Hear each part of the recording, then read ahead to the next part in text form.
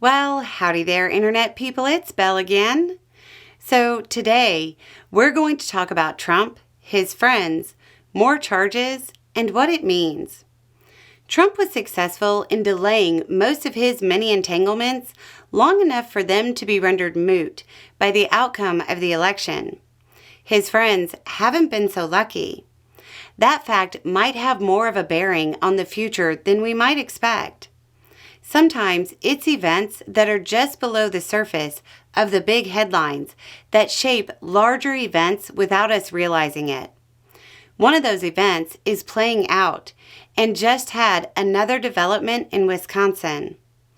Prosecutors in Wisconsin filed an additional 10 charges against 3 people in Trump world that are alleged to have been involved in the fake elector scheme.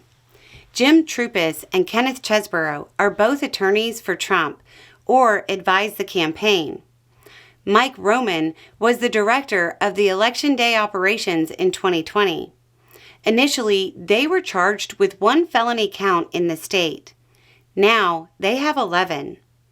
Despite Trump's win, the charges against those in his circle are mounting. The state has not charged any of the electors and is alleging they, quote, did not consent to having their signatures presented as if they conveyed Wisconsin's electoral votes without a court ruling to that effect. But that's just the tip of the iceberg. Arizona has a case moving forward. 18 people were indicted by the grand jury there.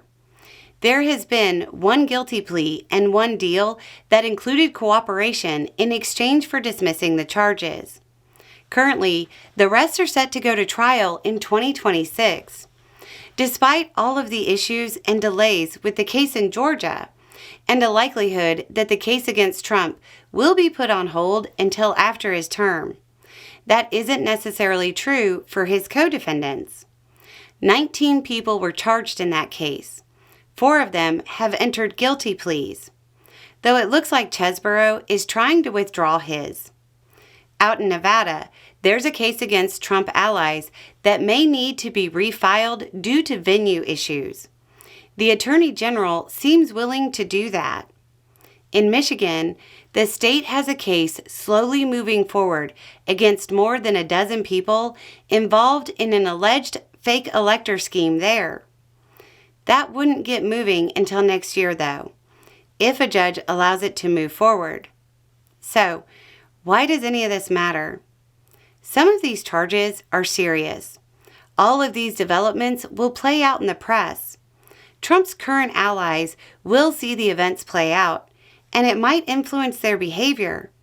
The current dynamics create a situation where Trump walks and his former staff and supporters are still entangled because of their support for him.